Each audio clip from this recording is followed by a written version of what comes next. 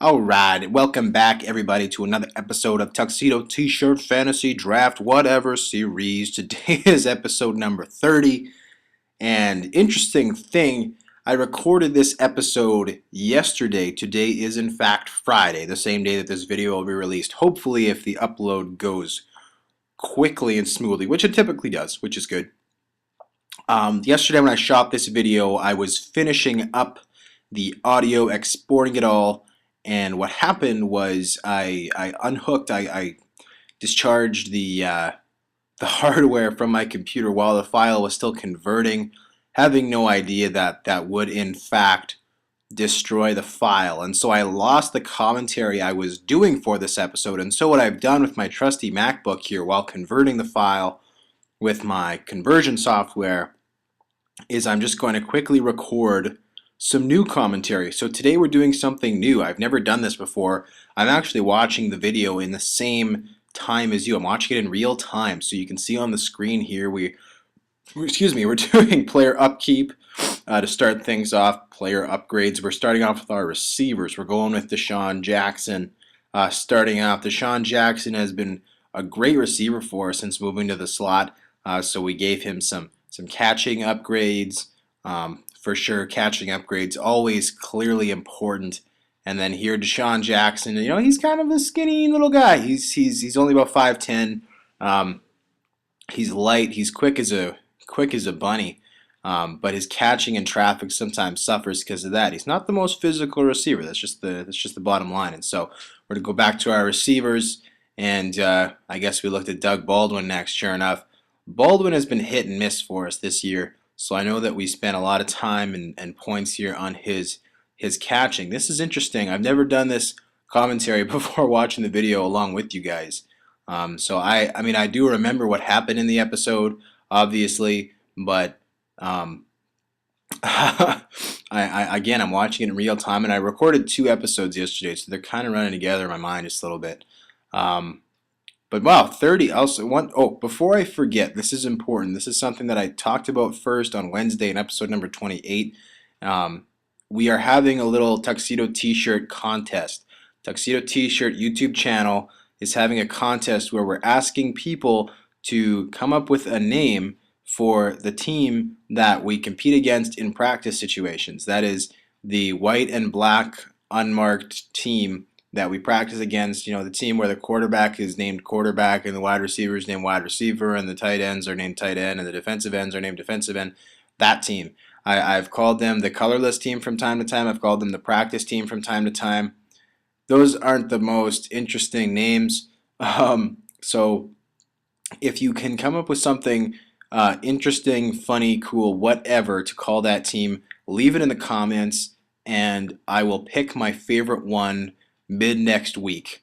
Probably looking at episode 32 or 33 to name a winner, and then whoever wins, the prize will be to have your username spoken in one of my videos. The first time we have a practice and upkeep video like this one, it'll probably be maybe Tuesday or Thursday of next week. I'll decide the winner, depending on what I feel like. So episode number 32 or episode number 34 will have the winner.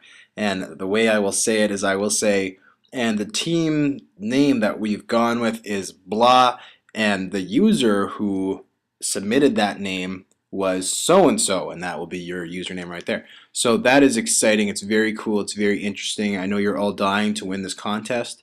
So leave a comment with what you think. Be creative, be funny. I've seen a couple entries so far that are pretty good, but definitely I'm convinced that there's better stuff out there, more creative answers that people can come up with. So write those in the comments. You can comment on any of the videos 28 to 30 since this contest started. It doesn't matter. It doesn't have to be this video. If you don't want, you can go back and comment on episode 28 or 29 with your entries. So feel free to do that, and that will be that, and you'll be entered in the contest to do fun things. Here on screen, we're upgrading Matthew Slater. Slater has been terrible this year. He has not got into a regular season game so far, but he played in the preseason where he was terrible. He's a little speedy guy, but that's really all he has going for him. His catching, we've managed to upgrade over a couple occasions this year to a decent level. But quite frankly, he's old enough at this point that I don't think he's really, um, he's not really a young developing receiver. He's 27 already. This is probably his last year with the team, to be completely frank with all of you. But we can look at keeping him. The issue is the way I see it is we're developing Baldwin and we are developing Ford, both guys who are still in their mid 20s. And Baldwin I think is even younger. I think Doug Baldwin is only 23. So Doug Baldwin being our third receiver is kind of, we're upgrading his catching ability. We're upgrading those things that are really important um, for him. And Slater being older and already way behind in development, I don't think he really has a future here. But he is, I guess, a decent depth guy to have. Here we're just quickly upgrading our tight ends. Heath Miller, his catching is the best on the team as far as I know. His catching ability is 90. So for him, we're basically just concentrating on rushing yards.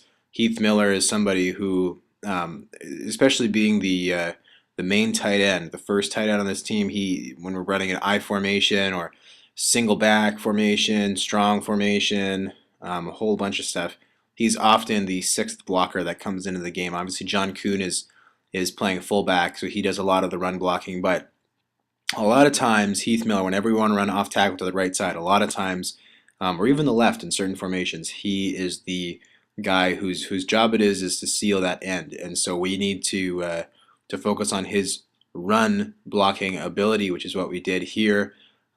Finishing off the tight ends, we just did Niles Paul. Here's Jeff Cumberland. Jeff Cumberland, we were horribly disappointed to see that Jeff Cumberland dropped a ball in one of our last games, which was really offensive because Jeff Cumberland is not really a catching tight end, but every couple games, probably every two or so games, he sees a ball thrown his way, just one, and he I think caught the first five on the year for important yardage in very key situations. Like he's very seldom used. He's like a specialized weapon in an arsenal. He's very we use him just very for specific occasions. Let's say that. And unfortunately, he kind of blew his last opportunity, which cost us in the game. Didn't cost us the game itself, but it did cost us. So moving forwards, that's something that we need to keep an eye on is Jeff Cumberland's catching ability and his ability to make big plays when he's called upon. Here we're going to scouting. So far, we've basically, essentially, if you've been keeping up at all, you know that we've essentially decided to go with either Speedy Bales or Eric Baldwin with our first pick at tight end. A young guy to develop. Heath Miller is doing pretty well this season, but it would be nice to get somebody who's maybe a little bit bigger, a little bit faster, a little bit younger, and a little bit cheaper, quite frankly, because Heath Miller, for what he provides, he's done a good job for us this year, but he's expensive and he's getting up there in years. And so with the second round pick, we're looking to go defensive tackle, and that we basically ruled out Merrill Ritter, considering he's probably going to be gone in the draft before our second round pick comes up. So Jordan Adantor, Alvaro Odigizua, and Otis Stallworth are the three guys we're looking at. Jordan Adantor, scouting him has been pretty awful across the board, unfortunately. Odigizua's overall rating came up with a D. Stallworth, or not Stallworth, pardon me. Adantor was an F. And so hopefully Otis Stallworth, who's actually the lowest rated right now, or lowest projected defensive tackle to go among the three, hopefully he's available and hopefully he scouts really well, because with Casey Hampton playing that second defensive tackle spot, he is in his mid-30s already. Obviously, defensive tackles can play a lot. Oh, by the way, check out these statistics here. They are the shit, son. 26th overall franchise, obviously because stadium and staff are so low, but we are right now the third most successful team in the NFL, and we are the third best in terms of ticket sales. Our popularity is through the roof. We're doing really well. Ralph Wilson, that's us sitting with $55 million in the bank. That's a beautiful thing. We're going to need that money next year when we have that new stadium. We are starting to pay it off. So good things happening there. Obviously, being 10-0 really helps all of those things. Furthermore, getting back to the previous point, with Casey Hampton getting up there in age, it's going to be really important to draft a defensive tackle, not somebody who necessarily has to come out and play right away. I imagine Casey Hampton's going to play next year, but his game is only going to get worse as time goes on. It's not going to get better. Like, we're fighting through player upgrades to keep him basically at the same level that he's at now, but he's going to regress because that's what players who are as old as he is do. He's our oldest player by quite a bit. We drafted him in the fantasy draft knowing that we were going to have to replace him right away, and that's fine. Some people in the fantasy draft feel really, really keen on, oh, well, whoa, why would you draft anybody over the age of 23? Then you just have to, they're going to retire, and you have to, no, it's about developing guys. And they're so wildly against drafting anybody, which to me is, they have a point. I mean, we didn't fill our team up in the fantasy draft with players who are all 37. But what I have a problem with those, and I've done that before. The reason I have the stance that I do, the outlook that I do, and I talked about this a bit in episode number 1, but I'll talk just a little bit about it now.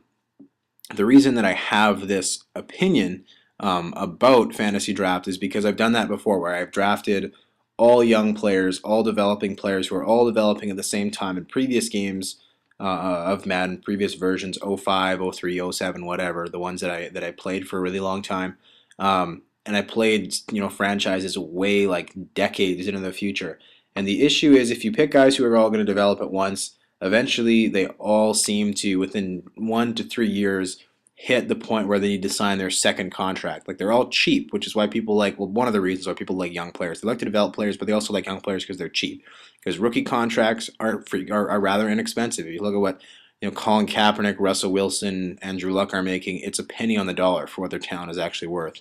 So people like the rookie contracts because they're cheap. But once those rookie contracts end, and as you can imagine in the real world, when Andrew Luck or RG3 or Russell Wilson, Colin Kaepernick, whoever, when those players' contracts expire, those teams are going to pay through the absolute freaking nose to try and keep those guys in their respective cities. And when you draft, a rookie sensation at quarterback, 3 rookie sensations at wide receiver, defensive end, and corner respectively, and you have some kind of tier 2 development guys who are all looking for $2-3 million raises, whatever, at different positions, and they all come up for a contract year the same year.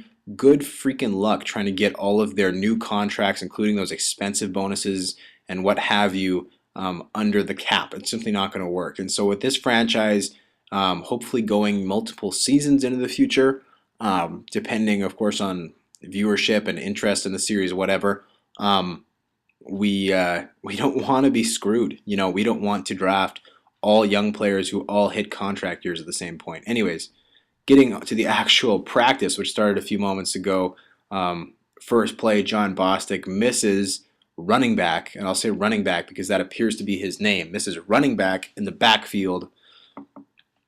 The ensuing kickoff, a nice return to the 36-yard line from Jacoby Ford, and I believe on this first play, we just run it off tackle with Darren Sproles. If I remember correctly, he gets destroyed in the backfield, just unable to get the corner. Miller and Cumberland, not the strongest blocking scheme ever. There you go. Sproles, 6-yard loss. As you can tell by the name of this episode, this practice session did not go well. Here we were going up in the air. 2-minute warning came up, and then we decided to put the ball in the air again, I believe, after just quickly fixing the depth chart to reflect what we're actually kind of going with in games. But it didn't help. Didn't really help at all, which is fine. It's not the end of the world. But yeah, didn't help. We wasn't the greatest practice session ever, as I think you'll about to see. Aaron Rodgers drops back, ball's in the air, and it's a stupid decision to throw that one to Deshaun Jackson. Deshaun Jackson falls on his face, can't make the tackle. Fortunately, the linebacker in question is scooped up, but the ball is, of course, intercepted. And at this point, with us only having one timeout, the opposing practice, nameless, colorless, whatever team could really just, run the ball out. And by the way, yeah, we're just snagging this thumbnail here for our YouTube series, of course. Hence the title, Practice Fail. Just a quick shot of linebacker intercepting Aaron Rodgers. I will say one of the things that I'm really proud of with this overall series so far is being in episode 30, being 10 regular season games into the season. Aaron Rodgers has just 2 interceptions. That seems to be a running theme among Maddeners, both of the YouTube variety and non-YouTube variety, is a lot of Madden players, because they like to put the ball in the air, not put it on the ground a whole lot. They like to throw long. They like to do the big, expansive, tosses and come up with the astronomical passing yards, whatever else, what have you. They really like to open the ball up, and that means they throw a lot of interceptions. I don't care who you are, what planet you're from, what experience you have with Madden. If you throw the ball up and over 1,000 times a game, you're going to throw several interceptions. Especially, I mean, not if you play on rookie, but if you play on all Madden, like most YouTubers seem to, um, or even all pro, like we do. You're going to throw a lot of interceptions. That's just the name of the game. That's what happens. And we're not really that type. We're not that type of series. That's not what we're about. We are about moving the ball on the ground, moving it carefully through the air. We do take shots every once in a while, which to me is what makes it exciting. If every single throw is a 50-yard bomb, then what is exciting about 50-yard bombs? The nature of the play can completely be compromised by the prevalence of that play in the playbook. If every play is a long bomb, why are long bombs exciting anymore? To me, if you only open it up twice a game, that's when it's exciting. It's like, holy shit, in this hour-long video, this is one of the two occasions in which we will actually advance the ball through the air in more than 20-yard chunks. Anyways, so we did manage to hold the opposing team here to a field goal. Bostic making a nice play on second down. Honestly, I was too involved in what I was saying to see what happened on third down, but obviously our practice team just ticks down the seconds until they eventually kick the field goal right here. It's up, and unfortunately it is through. It's not often that an NFL kicker would miss a field goal that short. It was only a 42-yarder, I believe. But it would have been nice if he'd done that. Unfortunately, no luck for us. Here the ball is going to come down to Darren Sproles, and Darren Sproles not going to be able to get around, do anything with the ball. And so with 15 seconds left, we send out Aaron Rodgers and the offense. We are obviously going to lose at this point. We can't stop the clock. We're down 10 with just 15 seconds left. So we decide to just open it up here, trying to get it to our fastest receiver, Deshaun Jackson, down the field, up and over everybody else. He's open. We lead him poorly, and the strong safety makes a nice play. That pick will essentially end the game. So Aaron Rodgers actually threw as many interceptions in just this last practice session, the last 3 minutes of a fake practice game, as he has in 10 regular season games. He's thrown just he's thrown 2 interceptions in 10 regular season games. He threw 10, or he threw 2. He didn't throw 10, that'd be too many. He threw 2 in today's practice session. Anyways, guys, thank you for joining me. This was practice, an upkeep episode number 30. Let me know what you thought of today's commentary, with it being completely different than normal. When I first deleted the commentary accidentally, or the file got screwed up, I was really upset with myself. Like, crap, what am I going to do? But then I was like, you know what, let's just do this. It's Friday. It's a casual video, and it's not a game video. I'd have been really pissed off if it was a game video, like a real game video, but it's not. It's a practice and upkeep video, so I figure it being lower key is cool. Anyways, guys, thank you so much for joining me. Have a great weekend. I'm Tuxedo T-shirt.